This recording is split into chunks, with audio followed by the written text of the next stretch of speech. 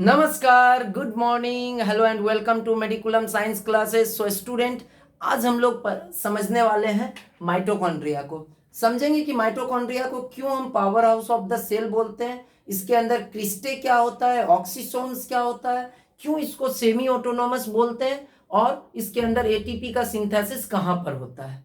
Clear है बातें? तो स्टार्ट करते हैं। माइटोकॉन्ड्रिया सबको पता है, लाइक माइटोकॉन्ड्रिया क्या है, एक तरीके का सेल ऑर्गेनेल्स है। और सेल ऑर्गेनेल्स, सारा का सारा सेल ऑर्गेनेल्स कहाँ रहने वाला है, ये यदि सेल मेम्ब्रेन है, यदि नहीं सेल मेम्ब्रेन ही है तो ये न्यूक्लियस है, तो ये क्या होगा, साइटोप्लाज्म होगा, राइट। अभी ये साइटोप्लाज्म में कहीं माइटोकॉन्ड्रिया, साइटोप्लाज्म के अंदर ही माइटोकॉन्ड्रिया रहता है। तो प्लेस तो फिक्स हो गया कि माइटोकॉन्ड्रिया रहने वाला कहाँ है। इसके बाद एक और चीज जो बहुत इंपॉर्टेंट है, माइटोकॉन्ड्रिया का स्ट्रक्चर कैसा होगा। तो माइटोकॉन्ड्रिया का स्ट्रक्चर जनरली ओवल शेप्ड होता है। हम ये कह नहीं रहे हमेशा ओवल शेप होगा, बट ओवल शेप होता है। और ये ओवल शेप होगा या राउंड होगा या किस तरीके का होगा, इसको डिसाइड कौन करेगा, outer membrane. Outer membrane means कोई इनर मेम्ब्रेन भी होगा, राइट।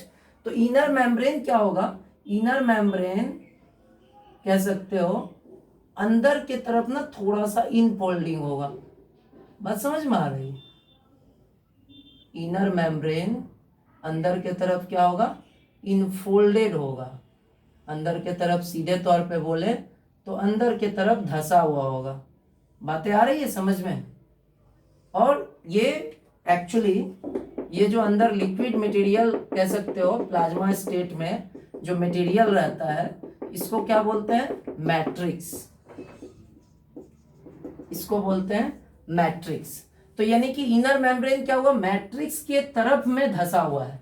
और क्लियरली बोले तो मैट्रिक्स है क्या, वो सेमी सॉलिड या कह सकते हो वो मटेरियल जो माइटोकॉन्ड्रिया के अंदर होगा उसको बोलेंगे मैट्रिक्स।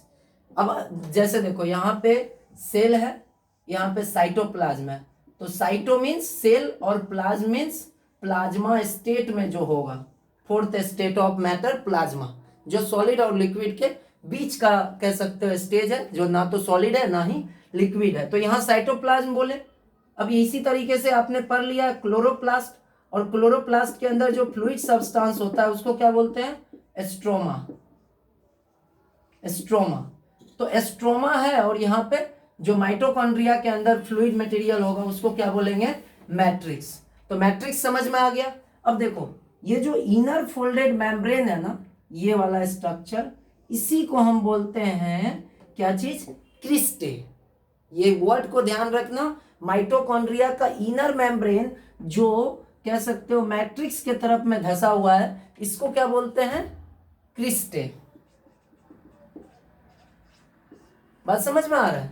क्रिस्टे का क्या मतलब, cristae is the inner folded membrane towards the matrix. Clear है बात? Very good.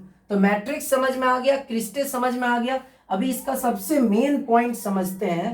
एक्चुअली तुम देखोगे ना इस पूरे को, तो यहाँ पे इस क्रिस्टे का बनने का क्या रीजन है, क्यों ये इनसाइड फोल्डेड हुआ, जिससे कि सरफेस एरिया थोड़ा सा ज्यादा मिल जाए। यदि मान लो ये इसी तरीके से रहता, कंप्लीट रहता, तो इतना बड़ा जो सरफेस एरिया मिला ये नहीं मिल रहा होता। बात समझ में आ रहा है? तो सरफेस एरिया बढ़ाने के लिए इस तरीके का एक और स्ट्रक्चर आपको दिखेगा स्मॉल इंटेस्टाइन के अंदर, इस तरीके का फिंगर लाइक, किस लिए, तो सरफेस एरिया बढ़ाने के लिए, एब्जॉर्प्शन ऑफ फूड के लिए स्मॉल विलाई। तो सरफेस एरिया बढ़ता है, लेकिन यहाँ पे कोई एब्जॉर्प्शन के लिए नहीं, इसके सरफेस एरिया बढ़ाता है किस लिए, इसको थोड़ा समझते हैं। यहाँ पे ना एक रैकेट जैसा पार्टिकल होता है।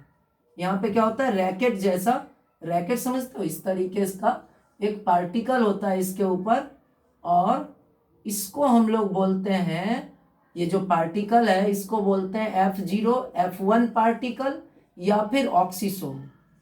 ऑक्सीसोम, देखो ऑक्सीसोम को कभी भी उस तरीके का सोम से मत कनेक्ट कर देना, राइबोसोम या फिर कह सकते हो तुम क्रोमोसोम। ये ऑक्सीसोम से करता क्या है, ये ऑक्सीसोम, ये ऑक्सीसोम एटीपी सिंथेसिस करने में हेल्प करता है।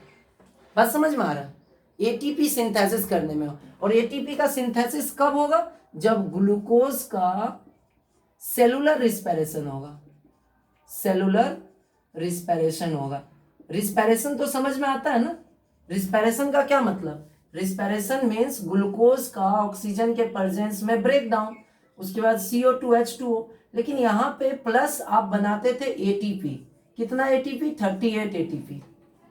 तो यहाँ जो एटीपी का सिंथेसिस हो रहा है वो एक्चुअली कहाँ हो रहा है, हम तो बोल देते थे सेल के अंदर सेलुलर रिस्पिरेशन, लेकिन सेल के अंदर कहाँ, साइटोप्लाज्म में, न्यूक्लियस में, क्लोरोप्लास्ट में, कहाँ, तो माइटोकॉन्ड्रिया में। माइटोकॉन्ड्रिया में कहाँ, तो माइटोकॉन्ड्रिया के अंदर क्रिस्टे, क्रिस्टे के पास में है ऑक्सीसोम, और यही एटीपी को बनाने का काम करता है। कैसे, तो एटीपी को बनाता है सेलुलर रिस्पिरेशन के थ्रू। सेलुलर रिस्पिरेशन क्या होता है, जिसमें ग्लूकोज ऑक्सीजन के प्रेजेंस में ब्रेक डाउन होता है, जबकि ये एक स्टेप का नहीं है, पायरुवेट भी बनता है और पायरुवेट से CO2H2O बनता है, बट वहाँ यहाँ वो डिस्कशन का पॉइंट नहीं है।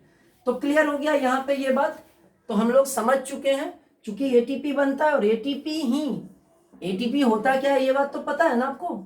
एटीपी एक तरीके का कह सकते हो कंपाउंड है, क्योंकि फॉस्फेट है, जैसे सल्फेट होता है वैसे फॉस्फेट होता है। तो यहाँ पे कह सकते हो PO4 H3PO4, तो ये फॉस्फेट हो गया। ट्राई मीन्स 3 है, क्या चीज, तो एडिनोसिन। डीएनए पढ़ने की वजह से आपको पता हो चुका है ATGC क्या होता है, नहीं पता तो डीएनए टॉपिक में देखेंगे, अपने लोग को पता चल जाएगा। तो यहाँ पे पता चल चुका है एडिनोसिन, राइट। तो एटीपी है क्या, इतना बात क्यों कर रहे हैं, क्योंकि अपने को एनर्जी जब भी चाहिए तो एनर्जी देने का काम कौन करेगा, एटीपी करेगा।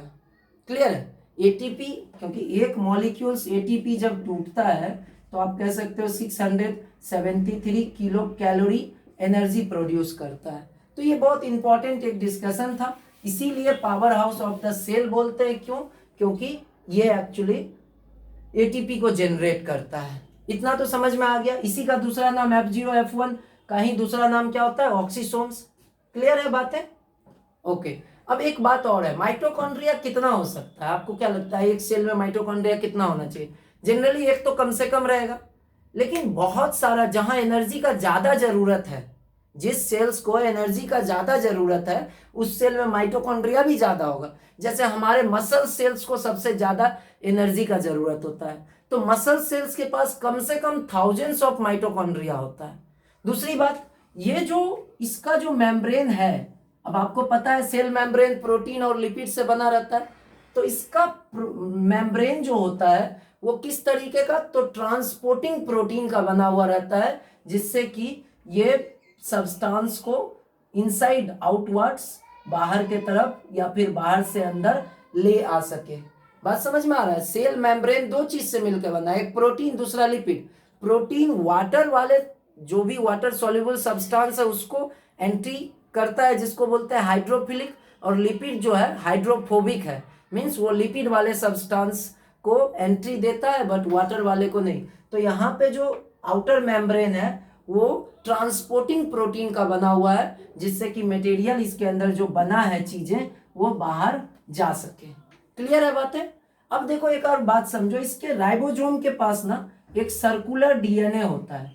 जनरली देखोगे नॉर्मल सेल्स के पास में जो न्यूक्लियस के अंदर जो क्रोमोसोम होता है उसमें डबल स्ट्रैंडेड डीएनए होता है, लेकिन इसके अंदर कैसा होता है, सर्कुलर होता है। बात समझ में आ रहा है।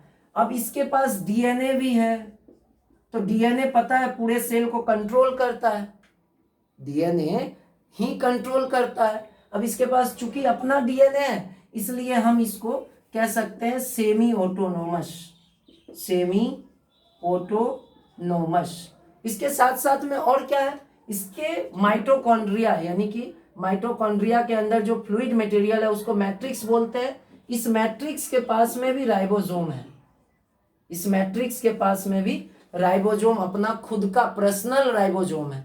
और याद है राइबोसोम पढ़ते समय या फिर आप आगे पढ़ोगे तो पता चलेगा राइबोसोम के बारे में इंटरेस्टिंग फैक्ट है, 70S 80S। 80S कहाँ रहता है, तो 80S रहता है यूकैरियोटिक में और 70S कहाँ रहता है, प्रोकैरियोटिक में। क्लियर है बात। 70S बना कैसे होगा, 50 + 30S से, और 80S कैसे बना होगा, 60 + 40S से। अभी ये S क्या है इसको हम लोग देखेंगे, राइट। अभी उस डिस्कशन पे नहीं चलते हैं। इसके अलावा देखोगे माइटोकॉन्ड्रिया, मेमेलियन माइटोकॉन्ड्रिया के अंदर 55S टाइप राइबोसोम होता है। ये डिटेल आपने पढ़ा था राइबोसोम के अंदर, तो यहाँ पे राइबोसोम हो सकता है। लेकिन इसके अलावा 70S टाइप राइबोसोम भी रहता है जो इसके मेम्ब्रेन बनाने में हेल्प करता है। राइबोसोम ही प्रोटीन बनाएगा, बात समझ में आ रहा है। राइबोसोम को क्या बोलते हैं? Protein factory. इसके पास कौन सा राइबोसोम होता है? 55S तो होता ही है, 70S टाइप राइबोसोम होता है जो इसको कह सकते हो इसके आउटर मेम्ब्रेन को बनाने में हेल्प करता है। तो इसीलिए सेमी ऑटोनॉमस कहते हैं। एक बार तरीके से देखो तो इनर मेम्ब्रेन जो मैट्रिक्स के तरफ में धंसा हुआ है इसको क्या बोलते हैं? क्रिस्टे। उसके ऊपर में जो F1 या F0 पार्टिकल या रैकेट जैसा पार्टिकल है उसको बोलते हैं ऑक्सीसोम, और ये क्या करता है? एटीपी का सिंथेसिस करने में हेल्प करता है। इसीलिए इसको power house of the cell बोलते हैं। इसके पास अपना खुद का डीएनए है, इसलिए इसको ऑटोसोम। ऐसा कितना सेल ऑर्गेनेल्स है जिसके पास डीएनए है? तो एक क्लोरोप्लास्ट, दूसरा माइटोकॉन्ड्रिया, और न्यूक्लियस के पास तो है ही। बात समझ में आ रहा है? तो ये एक बहुत इंपॉर्टेंट बात था। उसके बाद इसके पास खुद का राइबोसोम और डीएनए है, इसलिए इसको ऑटोनोमस सेल ऑर्गेनेल्स भी बोलते हैं। तो आई होप कि आपने ये बात समझ पाया होगा। Thank you. अगले पार्ट में देखेंगे प्लास्टिड। Thank you.